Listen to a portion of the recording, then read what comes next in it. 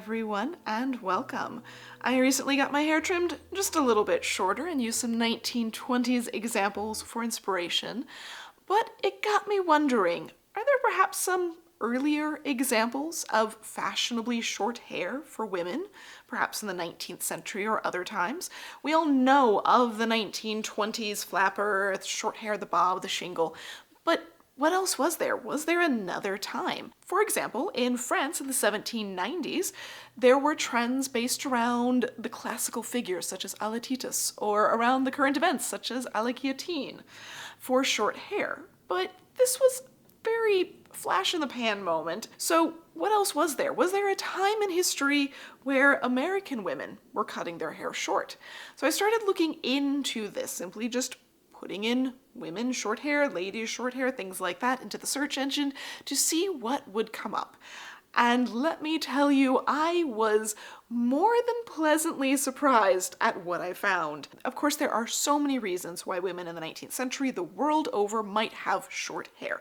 One of the leading reasons is always going to be health. Hair loss is definitely a thing that happens with so many different health conditions, even pregnancy, and in the 19th century it was considered standard practice to cut someone's hair when they had typhoid. That's simply because it made it easier to keep the hair clean, easier to have cool compresses on the person's head. They did think that it helped prevent later hair loss, a little more questionable, but understandably that is something that did happen occasionally. There are also more religious reasons or cultural reasons. There are some sections of Judaism where women do keep their hair cut very, very short and wear wigs or cover their heads as part of their religion, and that's something that did carry over here to the United States, though some of those women left that behind and changed their practices as they went, but it is still a practice today, in fact. So there are definitely going to be reasons why women have short hair other than fashion, but generally, you're not going to find as many photographs of them.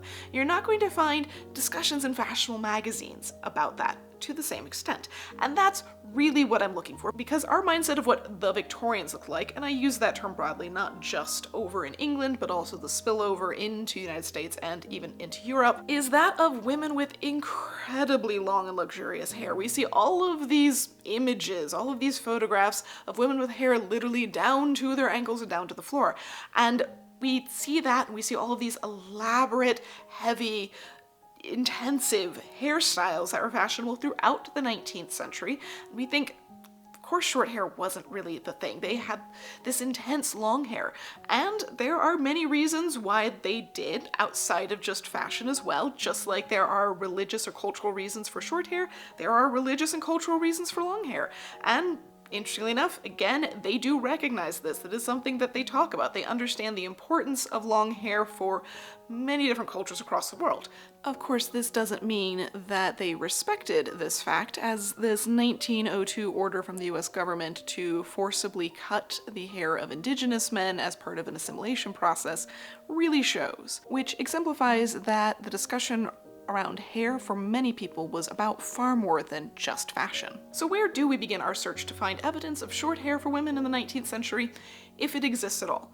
Well, obviously we can look through so many photographs, but the difficulty there is that the vast majority of the time the photographs are face on, and there were major hair trends throughout the 19th century for shorter hair in front.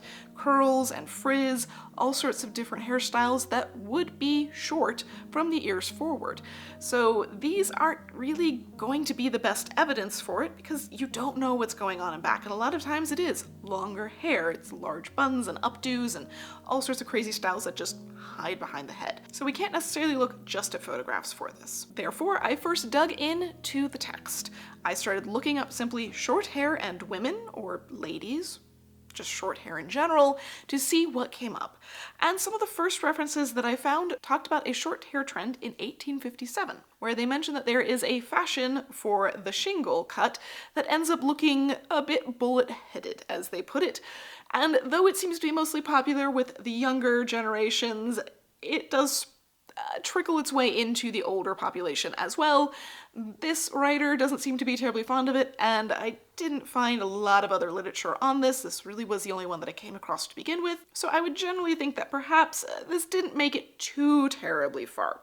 Now, there are definitely examples and discussions about short hair in the 1850s and 60s, even if it is not a fashion trend. It's more a discussion of health. For example, this article that was published in Godey's Ladies magazine talks about how difficult and time-consuming and frankly injurious it is to have all of these really elaborate, large, heavy hairstyles that women are doing up every single day. And really, what's the point?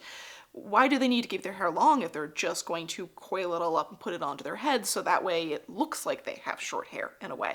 So the argument here is the fact that if women just had shorter hair, there'd be a lot less effort, a lot less time. Their necks might be better off for it. They'd have fewer health issues when it comes to washing their hair, all sorts of different things that are argued for the fact that short hair is, at the very least, more practical. And they're not the only one saying this. There are plenty of dress reform movements throughout the 19th century, and they really take off in the mid-century. And short hair is something that is discussed alongside simpler hair. So it may be that simpler hairstyles and updos are the option, or that shorter hair, something more around the length of the neck, is the choice. There's even an example of one group that is started up, and they decide that the best thing for women is going to be shoulder length-ish hair because it's more practical than long hair, and it actually will continue to cover their neck and provide more coverage than having a full updo would. Therefore, it is more pious. So there's a hefty discussion happening around this time, and to be honest, there are photographic examples of this. Whether these women in these images are choosing to do this for fashionable reasons or for dress reform reasons or religious reasons is really difficult to say unless they are specifically wearing the type of thing we would expect from the dress reform group in terms of the overly simplistic, unfitted, or unstructured gowns. So it's a little bit more difficult to say why these women all have short hair, but it definitely existed. And it's not just one age group, it's not just one region, not just one country, not just one style. It does exist. But this is by no means a fashion trend. And that's really what we're looking for. We're looking more for perhaps a year where I could walk about with hair not unlike this and not be too weird. Can we find it? The answer is yes. We actually can. As I continued forward, I came across an article in December of 1883 that talked about the short hair frenzy. And they were saying that women were now starting to cut their hair fairly short and have it curled so it stayed close to their scalp. What does this look like? I don't know just yet, but we're going to continue forward. When we reach 1885, then there is an absolute plethora of information. Suddenly, the short hair craze, as they've taken to calling it, is absolutely everywhere when it comes to American media. And it seems to have its epicenter in Chicago. In fact, some articles claim that 1 in 3 or 1 in 4 women in Chicago have this short haircut. They have shorn their heads, as it were. And they also give a description along with that that gives us a little bit of imagery, saying that they look much like a prize fighter or a convict. So we can definitively say whatever this is not going to be the modern shoulder-length bob, just, oh, it's shorter than usual. No, it is definitely going to be short hair, even if they're exaggerating a fair amount. These articles also specify that it is any type of woman that you're going to see walking up and down the streets with this, that it is not just for the young or those that are the most crazy fashionable. It's something that you're seeing in all ages, all backgrounds, all types of people. Now, they also note the fact that this is a detrimental enough trend in not just Chicago, but other places as well, that the hairdressers and hairpiece sellers are suffering for it, that suddenly all of these hairpieces that they purchased for the year are not selling because no one wants them. So these women aren't cutting their hair short and then augmenting them immediately. They're leaving their hair short as is. Granted, I have a feeling those hairpieces are going to come in the future years, so maybe don't feel too bad for those hairdressing businesses just yet, but they're supposedly dealing with some difficult times in 1885. In fact, enough so that the great concern is, where did this come from and when will it end? When it comes to origins, there's not an easy answer to this. Very likely, just like today, someone cuts their hair short for whatever reason and the trend takes off very slowly through different people seeing it. And they do say that that is a possibility, that perhaps a young woman had her hair cut for any number of different reasons, even potentially for health, and tried to convince all of her friends that she did it on purpose, and it's just so cute, isn't it wonderful? They also propose that it might have come from England or from Philadelphia and made its way to Chicago, but the reason that I see the most often quoted is likely the fact that women had a trend for bleaching their hair just prior to this. And when suddenly the trend for having blonde or blonder hair goes away, women are left with an unfortunate line of demarcation of grow out, which sounds very much a modern problem. The balayage is around for a reason. But instead of coming up with the balayage, they just decided to cut off all of the blonde portion, and then they could grow their hair out from there. What it is exactly as the origins is going to be impossible for us to say without either a great deal of research or really, in reality, probably at all. Things like that don't necessarily get well recorded. But the point is, it's there, and it seems to have thoroughly taken hold. The question then for us is, what did it look like? Fortunately, one of the articles, they actually name two women with the type of haircut that seems to be incredibly trendy. I'm sure this is not the only style, but it's definitely one of them. They specifically call out Ellen Terry, an actress, and Miss Cleveland, Grover Cleveland's sister, who are both very much in the media spotlight, and fortunately for us have quite a few photographs of them, including some that can very specifically be dated to right around 1885, and we can see their hairstyles.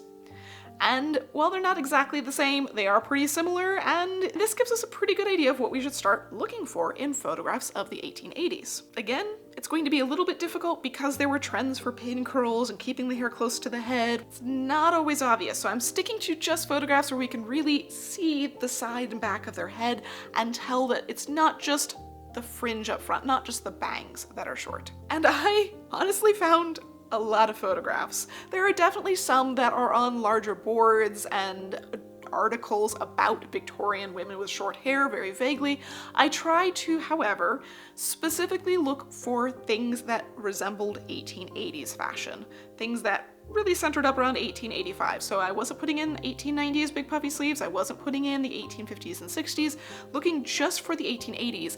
And I quickly discovered that the vast majority of these photographs I came across, whether they were labeled as women with short hair in the Victorian era, or just simply photographs that I managed to find on databases of the 19th century, they were overwhelmingly from around the mid-1880s.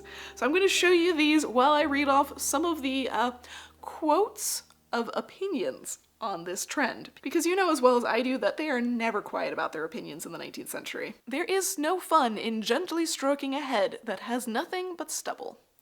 The short hair craze in this latitude has been condemned by doctors. It means affliction, catarrh, and maybe consumption. It is a foolish fashion, and one that will not be followed by sensible ladies or their daughters. For heaven's sake, don't let us have bald-headed ladies. And in fact, there was even one story saying that the woman had one craze which she wanted to satisfy, and which her husband fought against with all his might. And once she gave into that craze and cut her hair, her husband was so upset, and they got into a fight, and she went and jumped off a bridge to her demise. I can't obviously speak to the validity of some of that sort of claim, but we'll definitely say that the short hair craze had mixed opinions. Obviously, plenty of people liked it because plenty of women had their hair cut short, and photographic evidence of it and discussions of it. So it was definitely a popular thing, even if it wasn't popular with everyone. The arguments that they kept making to discourage this, though, also greatly amused me. One of the first arguments that I started seeing regularly was that it would cause baldness to cut your hair so short, that regularly cutting the hair short would change the texture, change the fullness, mean that it'll grow in completely different than it used to. I think they're thinking of the fact that like stubble grows in feeling stronger and stabbier, But their argument was that that was the case. And if you looked at men who cut their hair short, they bald. Men bald. And that must be the reason why men bald and women do not. It's because women keep their hair longer. Now, what exactly was the reason that that worked that way? That gets even a little weirder. One article claimed that it must be because we have muscles in our head, and these muscles are connected to our hair follicles. And by not having weight constantly pulling on these muscles, they get lazy and atrophy, and we stop being able to hold on to our hair, essentially. But obviously, we know that's not the case. Another person claimed that hair was potentially a conductor of electricity to the brain, and by cutting your hair short, you are essentially stunting your brain activity. Others fell back to the standard argument of, but women's long hair is beautiful. And one article that I found was rather romantic about this argument. I don't know another way to put it without it just sounding creepy, because frankly it does sound kind of creepy when you read it, that basically not only does longer hair divert from a plain face, but there is nothing more wonderful than when women let their hair down and men play with it and women pretend not to notice. Which, frankly, the act itself is not necessarily creepy, but the fact that this needs to be written down as an argument as to why women need to have long hair, because men like playing with it, is just a little weird. Now, granted, men did not escape the long hair, short hair argument either. Obviously, a lot of those arguments would also apply to men. They will bald, they will apparently not have electricity going to their brain properly, any number of different things. One of the issues, obviously, is the fact that when you have short hair, your head's going to be colder and there's potential for illness there. All those sorts of things. Oscar Wilde was actually one of the people that they specifically jumped on for having short hair when he returned to the United States, and it was just, I guess, slightly scandalous, and so there's all these articles written about Oscar Wilde getting a haircut. So, men were not exempt from this, though it was definitely aimed more towards women, and some articles do talk about the fact that women seem to be attempting to look younger than they are, so short hair does seem to be a little bit associated with children, perhaps more, but I didn't come across much that was saying women shouldn't have short hair because it makes them look like men. In part because men were only just then really starting to cut their hair short, so it wasn't as associated with masculine feminine in the same way as it seems to be associated with perhaps child versus adult.